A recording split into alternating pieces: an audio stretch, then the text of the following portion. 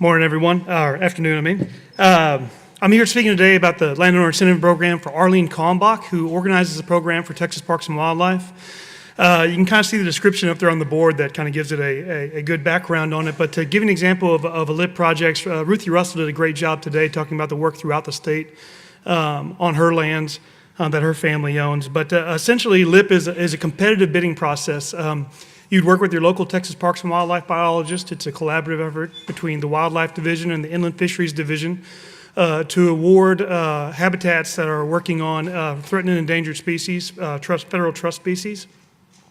And essentially, they're trying to connect those landscapes. As we all know, the uplands affect the watershed. So a lot of this work is focused in the Texas Hill Country on work with the Guadalupe bass, but also statewide. We've had some projects working on Houston toads, golden cheek warblers, black-capped vireos, and so on.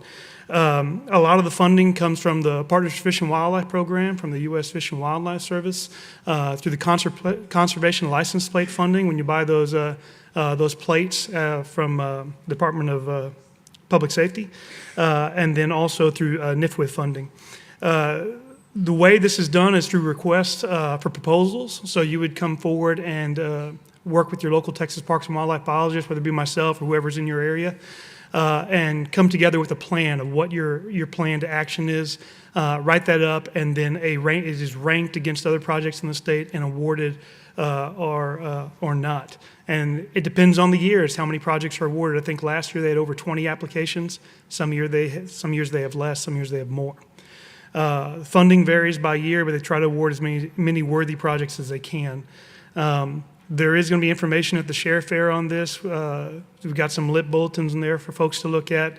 But projects that have been funded have been erosion control, riparian enhancement, brush control projects, trying to think of exotic species control, and things such as that. So that's kind of an overview of the LIP process and some of the practices that can fund. So, and I think I'm up again. Ladies and gentlemen, Tim Siegmund. Yes, sir. Yeah. So we can change slides to the pub program.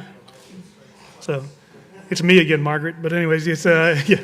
We got the Pasture for Upland Birds program. So this is a program that I'm kind of the field coordinator for Parks and Wildlife, and Arlene Kalmbach helps me on the paperwork side of things.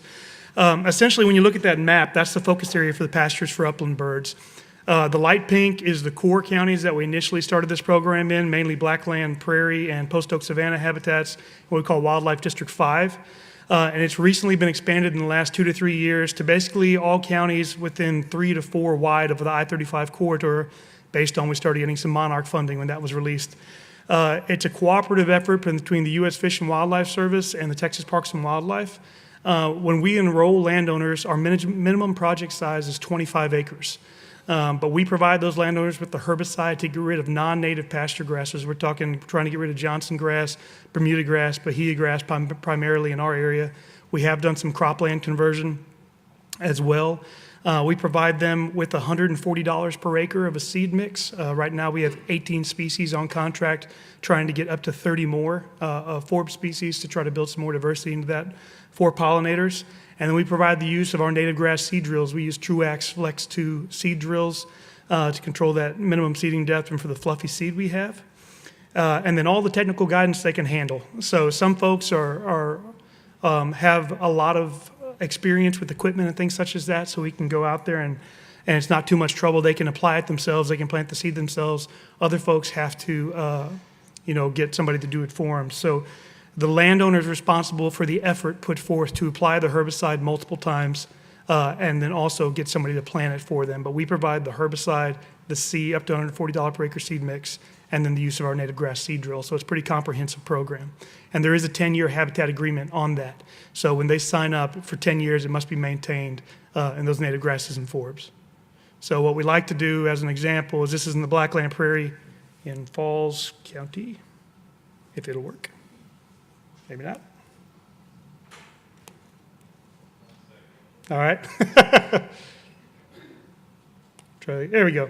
So this is this was a Johnson grass hay patch for 5 years after being in row crop agriculture for basically since settlement before that. So it was in Johnson grass, multiple herbicide applications, and 3 growing seasons later, and it went from that in late March to this in early April. So that's our goal. A lot of false dandelion, evening primrose, Texas paintbrush, and all that green stuff in between is Maximilian sunflower and Indian grass.